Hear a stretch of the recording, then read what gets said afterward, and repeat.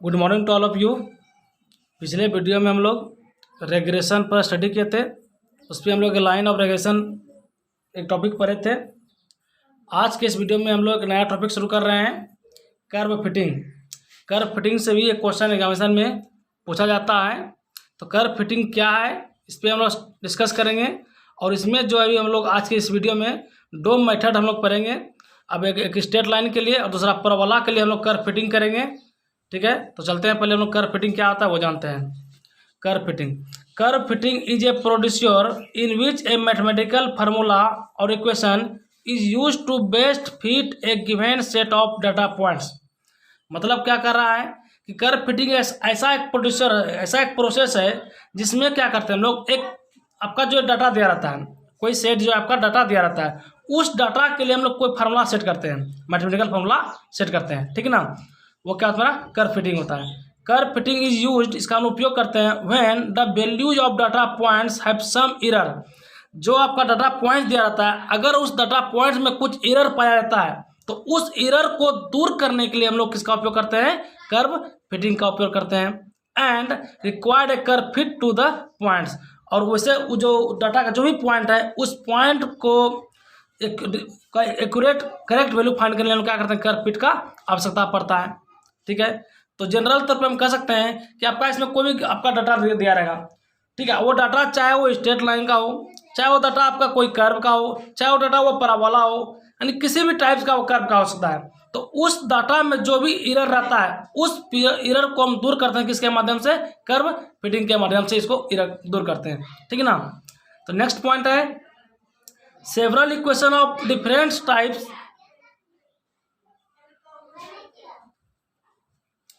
Several equations of different types can be obtained to express the given data approximately।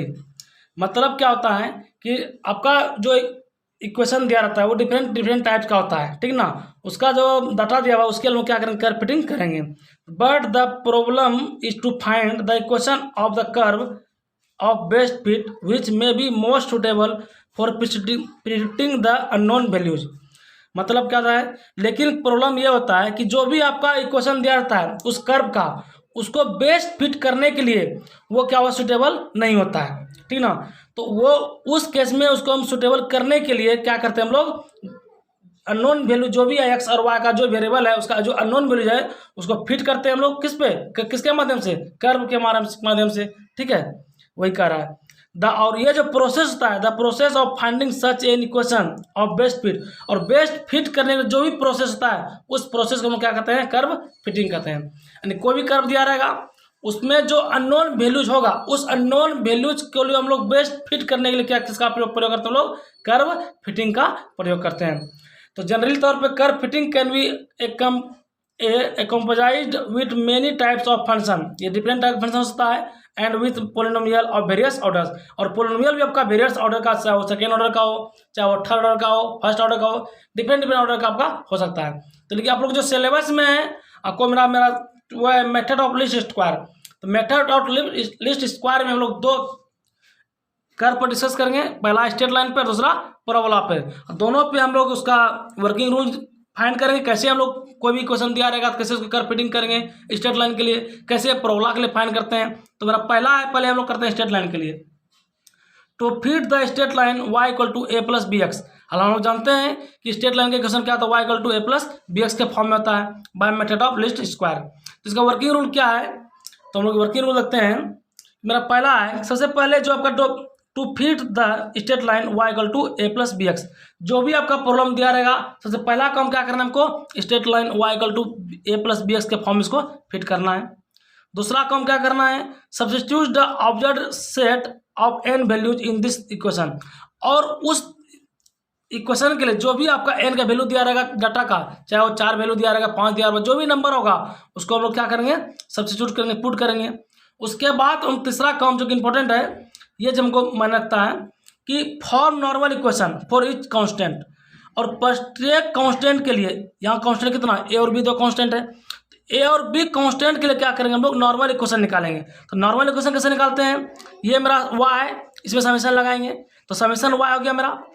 फिर यहाँ summation ए हो जाएगा, ये क्या होगा समीशन ए समीशन बी एक्स। तो ये समीशन ए जो हुआ ये समीशन ए किसके इक्वल होगा मेरा, एन ए के इक्वल हो जाएगा। कैसे, सपोज हम कर रहे हैं कि सपोज कर रहे हैं हम 2y लिख रहे हैं, y प्लस क्या y, उसी तरह y प्लस y मेरा क्या हो जाएगा 3y हो जाएगा।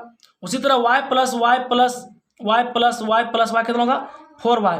कहने का मतलब क्या कि 2 को y जोड़ रहे हैं 2y हो गया, 3y जोड़ रहे हैं 3y हो गया। तो यहाँ पर अगर हम लोग समेशन ए मतलब सब ए को जोड़ रहे हैं कितना तक, जनरल टर्म एन ले लिए हम लोग एन ऑब्जर्वेशन के लिए, तो मेरा क्या हो जाएगा ये एन वाई हो जाएगा। यानी यहाँ पर एन, यहाँ पर क्या था ए था, तो ए हो गया। वाई के बदले हम क्या ले रहे हैं ए ले रहे हैं, 2a लेंगे तो ए प्लस ए, 3a लेंगे तो ए प्लस ए, 4a लेंगे तो ए प्लस ए। उसी तरह यहाँ पर क्या होगा समेशन ए बराबर एन ए हो जाएगा जनरल तौर पे, ठीक है। और ये आपका बी कांस्टेंट बाहर आ जाएगा और समेशन लगाए इधर तो समेशन एक्स, तो समेशन वाई बराबर n a plus B summation x, ये हो जाएगा नॉर्मल इक्वेशन मेरा। और साथ ही साथ इसमें क्या करेंगे, जो भी आपका गिवन इक्वेशन दिया हुआ इसमें हम लोग एक्स समेशन एक्स से मल्टीप्लाई करना है।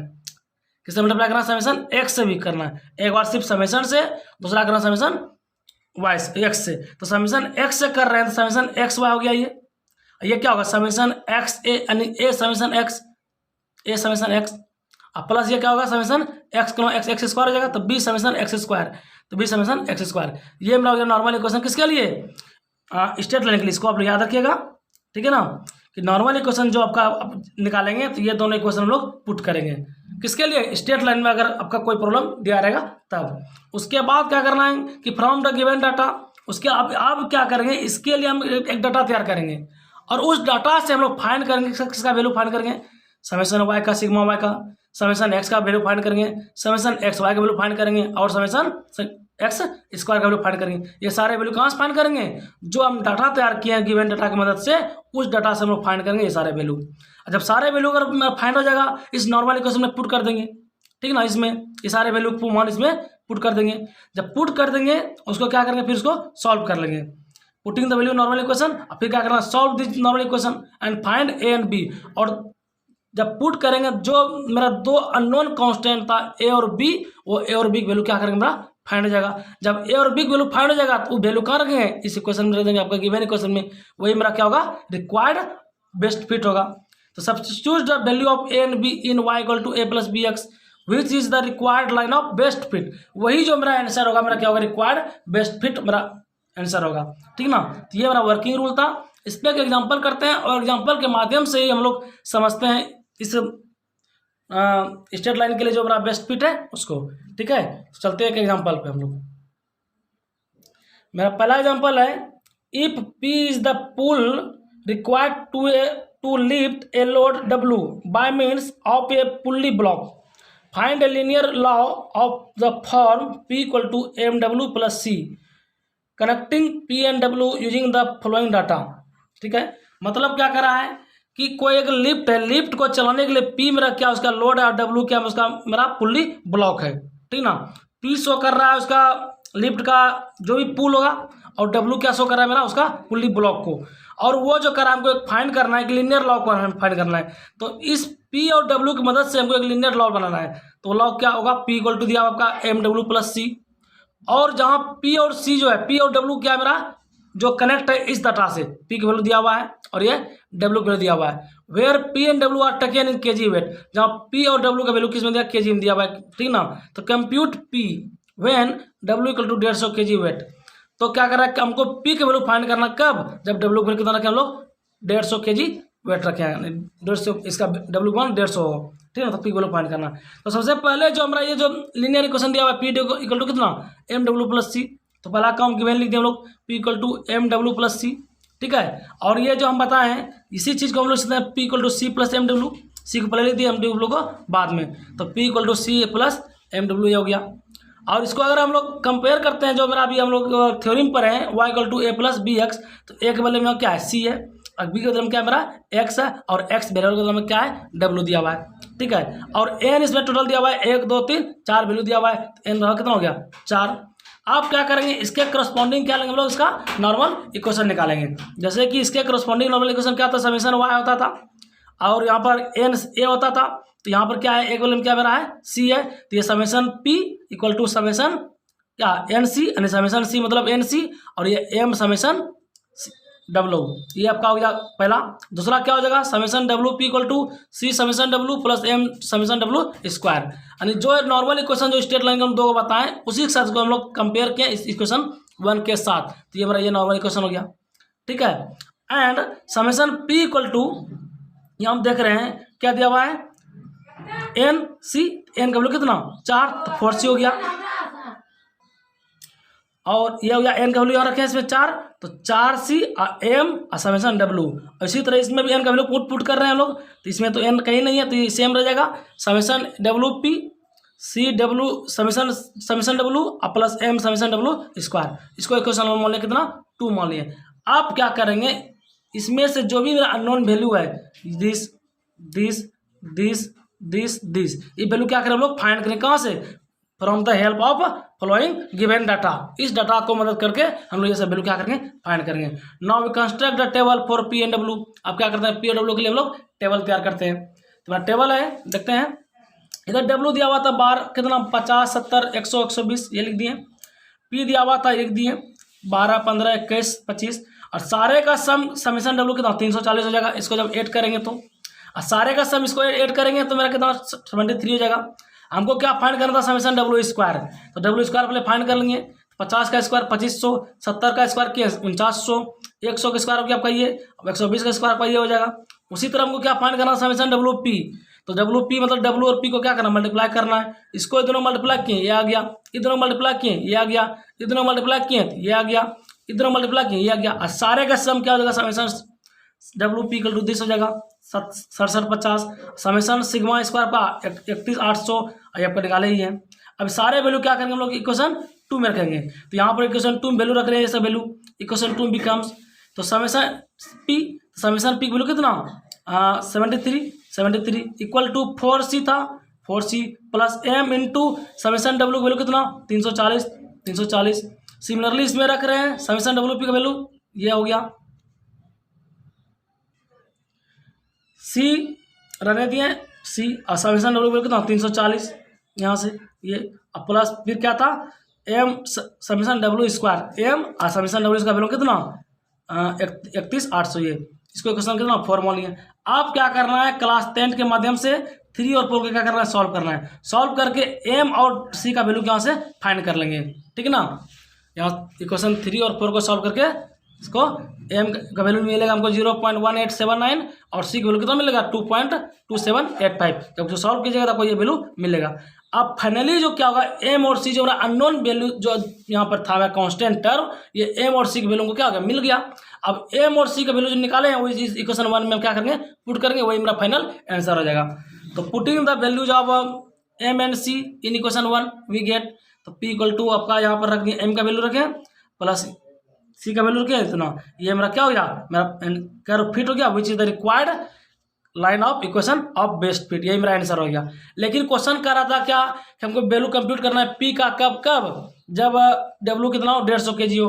तो यहाँ पर क्या कर रहे हैं हम लोग कि अगेन हम लोग अगर डब्ल्यू वैल्यू 150 पुट करते हैं इस इक्वेशन में, इसमें डब्ल्यू वैल्यू पुट करते हैं, तो यहाँ पर ये था ये रहने दिया प्लस 150 इंटू कितना ये सॉल्व किया हमारा, ये मेरा फाइनल आंसर हो गया। किसका वैल्यू पी का वैल्यू निकला ये, ठीक है ना। तो ये मेरा था एक प्रॉब्लम होमवर्क के तौर पर दे रहे हैं हम लोग, आप लोग उसको खुद से कीजिएगा। होमवर्क है by the method of least square find the straight line that best fit of the following data, x और वाई वैल्यू दिया हुआ है, ठीक है, इसको आप लोग कर लीजिएगा। तो ये मेरा स्ट्रेट लाइन पर हम बेस्ट फिट देखें, कर्व फिटिंग देखें। अब इसमें आज के इस वीडियो में जो है इसका हम लोग एक और पढ़ेंगे, to fit the parabola y equal to a plus B x plus c x square, इसका हम लोग कैसे curve fit best fit find करेंगे। तो इसके लिए भी वही प्रोसेस रहेगा, कोई दिक्कत नहीं है। हम बताए थे इससे पहले बोले थे कि जितना कांस्टेंट रहेगा, इसमें 2 कांस्टेंट 2 बार किए थे समीशन लगाए थे, तो इसमें कितना कांस्टेंट में रहा है ए बी और सी, तो 3 ब्लड टर्म लेंगे हम लोग, एक्स समीशन एक्स से मल्टीप्लाई करते जाएंगे। तो सेम प्रोसेस वही रहेगा, सिर्फ क्या होगा नॉर्मल इक्वेशन में क्या होगा चेंज होगा।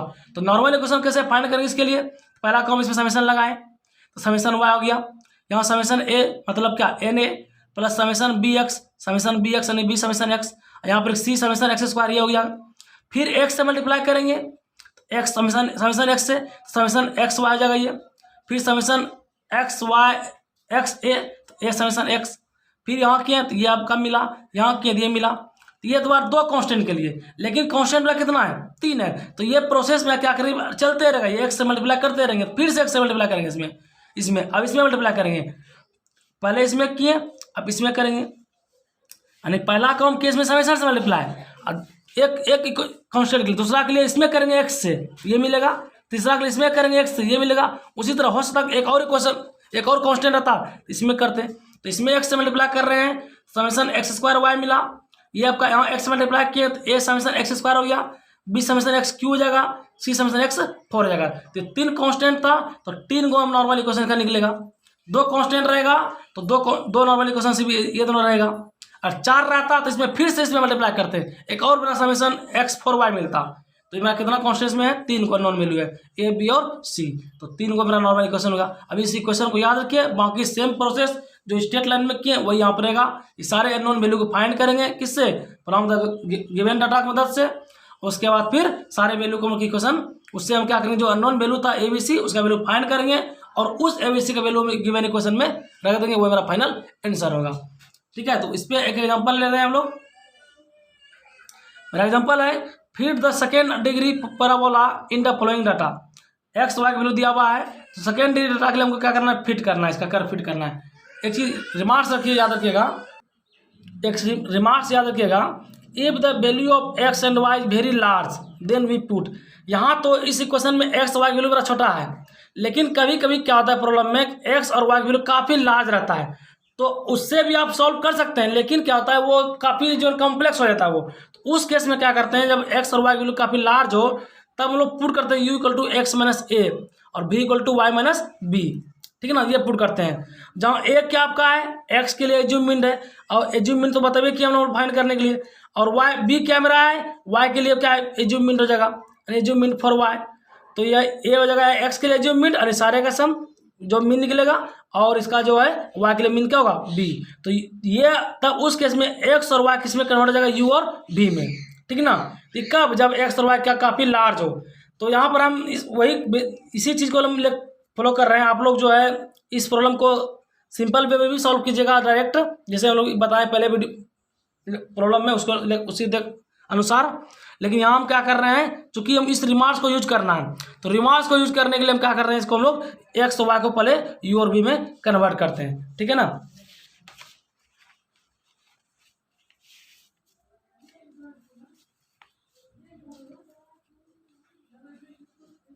क्या कर रहे हैं हम लोग, we put u equal to x minus 2 और वी इक्वल टू वाई ये हम पुट कर रहे हैं, यानी क्या कि यहाँ पर एज्यूमिंड एक्स के लिए हम 2 लिए हैं और वाई के लिए क्या लिए हैं बी की वैल्यू 0 लिए, ये हम पुट किए हैं। यानी ये जो आपका दिया हुआ था इसका एज्यूमिंड एक्स के लिए हम 2 पुट किए हैं, इसके हम एज्यूमिंड मतलब बनाओ मीन। ठीक है, तो आप चाहे तो इसमें कुछ भी पुट 3 पुट कर सकते थे, आप चाहे तो एज्यूमिंड 1.8 भी ले सकते थे। ठीक है ना, पर आया क्या होता है, दोनों का सम बाय 2 होता है, दोनों का सम बाय 2, तो 4 + 0 4 बाय 2 करेंगे 2 आ जाएगा, इसका सम करेंगे 3.4 बाय 2 यानी 0.2, तो वो भी ले सकते हैं। ठीक ना, या लेकिन हम क्या के सिंपल वे में 0 पुट किए हैं, तो आप कोई दिक्कत नहीं, आप कर सकते हैं वहाँ पर।